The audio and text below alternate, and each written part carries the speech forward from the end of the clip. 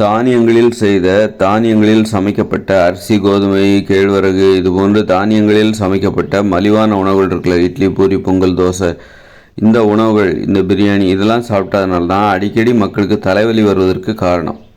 இந்த உணவுகளை தவிர்த்து விட்டாலே உங்களுக்கு தலைவலி வரவே வராது. ஏன்னா இந்த உணவுகளை செரிமானம் செய்வதற்கு உடம்பு ரொம்ப கஷ்டப்படுது, உடம்பு ரொம்ப சிரமப்படுது. அதனால தான் தலைவலி வருகிறது. மூளை ரொம்ப சிரமப்படுது, உடம்பு சூடாயிருது, மூளையும் சூடாயிருது. அந்த வேலையை செய்கிற கஷ்டப்படும் போது, செரிமானம் செய்வதற்கு கஷ்டப்படும் போது உடம்பு ரொம்ப சூடாயிருது. அந்த தானிய உணவுகளின் தன்மை உடம்புல அளவுக்கு அதிகமான வெப்பத்தை ஏற்படுத்தி விடுகிறது. அது அடிக்கடி தலைவலியை ஏற்படுத்துகிறது. தலைவலி அடிக்கடி வருவதற்கு இதுதான் காரணம். இது ஒரு காரணம், மிக மிக முக்கிய காரணம். அதனால் தானிய உணவு, நீங்கள் மருந்து மாத்திரை, சிலருக்கு அடிக்கடி தலைவலி வந்துக்கிட்டே இருக்கும். அவர்கள்லாம் தலைவலிக்காக ஒரு மிகப்பெரிய ஒரு வைத்தியத்தை செஞ்சிட்ருப்பாங்க. அப்போ தலைவலி நிரந்தரமாக வரவே கூடாது அப்படின்னா நீங்கள் தானிய உணவுகளை தவிர்த்து விட்டாலே போதும். தானிய உணவுகளால் சமைக்கப்பட்ட இட்லி, பூரி, பொங்கல், தோசை, பரோட்டா, பிரியாணி, இந்த மாதிரி பேக்கரி உணவுகள் இதெல்லாம், அதாவது தானியம், மைதாவினால் இதெல்லாம் தவிர்த்து விட்டாலே போதும். உண்ண வேண்டிய உணவுகளை உட்கொண்டாலே நமக்கு நிறைய நோய்களே இருக்காது. எதெல்லாம் உண்ணக்கூடாதோ அந்த உணவுகளை நம்ம சாப்பிட்டுட்ருக்கோம். அதனால தான் நமக்கு நோய்கள் வருது. தலைவலிலாம் அதனால தான் வருது. தலைவலி ரொம்ப கொடுமையானது. அது அடிக்கடி எப்போ வருமோன்னு பயந்துக்கிட்டே இருப்பாங்க நிறைய பேர். அதற்கு வைத்தியம் என்ன பண்ணால் தலைவலி வராது, போராடுவாங்க. தலைவலி வராமல் இருக்கிறதுக்காக போராடுவாங்க, வந்த பிறகு போராடுவாங்க. மாத்திரை போடக்கூடாது, மாத்திரை போடாமலேயே தலைவலியை சரி பண்ணணும்னு சொல்லிட்டு தலைவலி குணமாகிறதுக்கு சில தலைவலி வந்தால் ஒரு நாள் நிற்கும். தலைவலி ஒரு நாள் அந்த தலையிலே இருக்கும். அந்த வலி ரொம்ப நரகமாக இருக்கும். தலைவலி ஏண்டா இப்படி வருது அப்படின்னு சொல்லிட்டு யோசிப்பாங்க. தலைவலி வராமல் இருக்க வேண்டுமென்றால் அதற்கு நிரந்தர தீர்வு வேறு ஒன்றுமே இல்லை, ரொம்ப எளிதான தீர்வு. ஆனால் உணவு கட்டுப்பாடு கொஞ்சம் கஷ்டம், கொஞ்சம் வலியை அனுபவிக்க வேண்டும். அதான் என்னென்னா, தானியங்களில் செய்யப்பட்ட இட்லி, பூரி, பொங்கல், தோசை, பிரியாணி, பழைய சாதம், பரோட்டா, பேக்கரி உணவுகள், சமோசா, பப்ஸு, பஜ்ஜி, இந்த ஐஸ்கிரீமு, இந்த மாதிரியான உணவுகளெல்லாம் சாப்பிடாதீங்க. தானிய உணவுகள் மாமிச உணவுகள், மீன் உணவுகள், தானியங்களால் செய்யப்பட்ட உணவுகள் தான் தலைவலிக்கு காரணம். தலைவலி மட்டுமல்ல, உடலில் உள்ள அனைத்து நோய்களுக்கும் அதுதான் காரணம். அதை தவிர்த்து விட்டு காய்கறி கூட்டு, காய்கறி பொரியல், கீரை கூட்டு, கீரை பொரியல், பச்சை கீரை, மூலிகைகள், பச்சை மூலிகைகள், கிழங்குகள், பயிர் வகைகள், பருப்பு வகைகள், கடலை வகைகள், தேன், பால், மோர், தயிர், இந்த உணவுகளை மட்டும் சாப்பிடுங்க. மூலிகைகள் இதை மட்டும் சாப்பிடுங்க. தலைவலியே வாழ்நாளிலே வராது. அந்த அளவுக்கு ஒரு மூளை ஒரு நிம்மதியையும் ஓய்வையும் அனுபவிக்கும். அப்பாடா, அதாவது இவர் இப்போ இனிமேல் குப்பை உணவுகளை சாப்பிட மாட்டார், இனிமேல் நமக்கு தலைவலியே வராது அப்படின்னு சொல்லிட்டு மூளை நல்லா ஓய்வெடுக்கும்.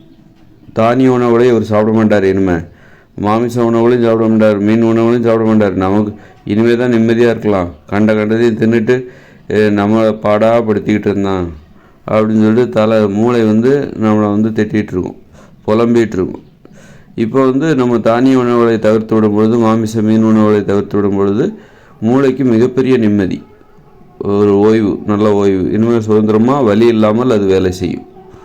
அதனால் அனைத்து நோய்களுக்கும் என்ன காரணம்னா, தானியங்களை சமைத்து சாப்பிடுவது, மீன் உணவுகளை சமைத்து சாப்பிடுவது, இறைச்சி உணவுகளை சமைத்து சாப்பிடுவது, முடி கொட்டுறது, பல்லு சீக்கிரமாக கொட்டி போகிறது, புற்றுநோய் வர்றது, ஆஸ்மா, வீசிங், நுரையீரல் சம்பந்தமான நோய், மூல நோய், மலச்சிக்கல், உணவு செரிமானமின்மை, இந்த மாதிரி உடல் பருமன், உடல் தொடர்ந்து இருக்கிற உறுதி இல்லாமல் இருப்பது, சோம்பேறித்தனம், இப்படி அனைத்து விதமான நோய்களுக்கும் என்ன காரணம் அப்படின்னா இந்த தானிய உணவுகள் தான் காரணம். தானிய உணவுகள் மற்றும் மாமிச உணவுகள் மற்றும் மீன் உணவுகள் இதை தவிர்த்து விட்டாலே போதும். மனித உணவுகள் அல்ல. தானிய உணவுகள் என்பது மனித உயிர்கள் உண்ணக்கூடிய உணவுகள் அல்ல.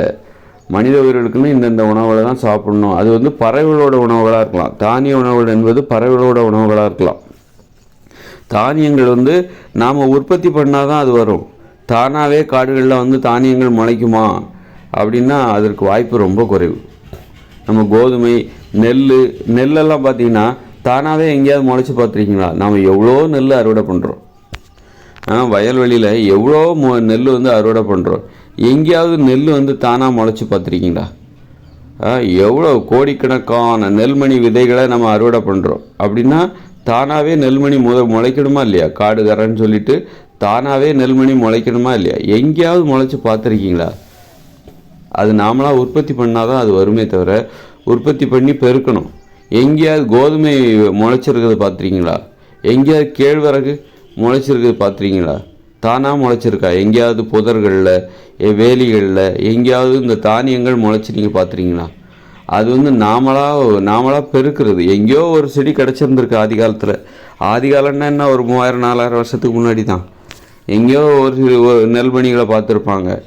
அது ஏதோ அபூர்வமாக பார்த்துருப்பாங்க. அதை வந்து பெருக்கி அதில் உள்ள விதைகளை போட்டு ஒரு 10 விதைகளை போட்டு 100 விதைகளை அது அறுவடை பண்ணும்போது 100 விதைகள் கிடைக்கும். 100 விதைகளை போட்டு 100 நெல்மணிகளை போட்டு 1000 பெருக்கிறது. இப்படி தான் பெருக்குனாங்களே ஒழிய இந்த நெல்மணிகள் வந்து நாமளாக உருவாக்கலைன்னா அது வரவே வராது, பெருகவே எங்கேயுமே நீங்கள் பார்க்க முடியாது. வேறு எந்த ஒரு செடியும் எவ்வளோ தான் அழித்தாலும் அது வந்துக்கிட்டே இருக்கும். எல்லா இடங்கள்லையும் முளைச்சிக்கிட்டே இருக்கும். வேறு எந்த ஒரு மூலிகை செடி, ஒரு குப்பைமேனியாக இருக்கட்டும், இதெல்லாம் பார்த்திங்கன்னா எங்கே பார்த்தாலும் கிடைக்கும், தானாகவே வரும். ஆனால் தானியங்களை வந்து நாம் உருவாக்குனா மட்டும்தான் அதுக்கு வந்து சிறப்பு கவனம் எடுத்து உழணும், தண்ணி தேங்கி நிற்கணும். இப்படி இருந்தால் மட்டும்தான் அந்த நெல்மணிகள் உருவாகுமே தவிர தானாகவே அது உருவாகாது. அதனால் வந்து தானிய உணவுகளை வந்து அதனால் தானிய உணவுகளை சாப்பிடாதீங்க அப்படின்னு சொல்ல. தானிய உணவுகள் நமது உணவுகள் அல்ல. அது மனித உயிர்களை தங்களை பற்றிய மிகையானவர்களாக கற்பனை செய்ய தூண்டுகிறது. தங்களை அதாவது பல மடங்கு வலிமையானவர்களாக காட்டுகிறது. அதன் மூலம் வலிமையான செயல்களை செய்வதற்காக முயற்சி செய்கிறார்கள். அதன் மூலம் ஆபத்துகளையும் அழிவுகளையும் ஏற்படுத்துகிறார்கள். அழிவை நோக்கி நாம் இப்பொழுது பயணிப்பதற்கு இந்த தானிய உணவுகள் தான் காரணம். தானிய உணவுகளை உணவாக சாப்பிட்றது தான் காரணம். இன்றைக்கி நம்ம அணு உலை உருவாக்கி வச்சுருக்கோம், அணு குண்டுகளை கண்டுபிடிச்சதற்கும் இதெல்லாம் காரணம். அணு ஆயுதங்கள் இன்றைக்கி பெருகி போனதுக்கும் இந்த ஆயுதங்கள், இந்த போர்கள் நடைபெற்றதற்கும் எல்லாத்துக்கும் காரணம் இந்த தானிய உணவுகள் தான். அதனால் தானிய உணவுகளை தயவு செய்து சாப்பிடாதீங்க. எதிர்காலத்தில் சாப்பிட மாட்டாங்க. இன்றைக்கி எதிர்கால தலைமுறையினர் இருக்காங்களோ அவங்க கண்டிப்பாக இந்த தானிய உணவுகளை சாப்பிட மாட்டாங்க. அந்த அளவுக்கு ஆபத்தான உணவு. அப்படின்னா அதை நாமளே எதிர்காலத்தில் வந்து நாம் வந்து எதிர்கால தலைமுறையினர் அதை சாப்பிட மாட்டாங்க. அப்போது அப்படின்னா நாமளும் அந்த வாய்ப்பை பயன்படுத்திக்கலாமே. பிறப்புங்கிறது ஒரு வாட்டி தானே, நீங்கள் ஒரு வாட்டி தானே பிறக்க போகிறீங்க. அப்படின்னா இந்த மனித இனம் எப்போதுமே இனிமேல் வரும் தலைமுறையினர் எப்போதுமே வந்து தானிய உணவுகளை சாப்பிட மாட்டாங்க, மாமிச உணவுகளை சாப்பிட மாட்டாங்க, மீன் உணவுகளை சாப்பிட மாட்டாங்க. அப்படின்னா அந்த அனுபவத்தை நீங்கள் இப்போ ஏற்படுத்திக்கலாமே. உங்களுக்கு பிறப்பு ஒரு வாட்டி தானே, எல்லாத்துக்கும் பிறக்கிறது ஒரு வாட்டி தானே. அப்போது வந்து நீங்கள் வந்து இந்த மனித இனம் கடைப்பிடிக்கக்கூடிய ஒரு நிரந்தரமான உணவு கொள்கை அதை இப்போவே நீங்கள் கடைப்பிடிக்கலாமே. அதற்கு உங்களுக்கு ஒரு கொடுப்பனை இருக்குது. நீங்கள் உயிரோடு வாழ்ந்து கொண்டு இருக்கிறீர்கள்.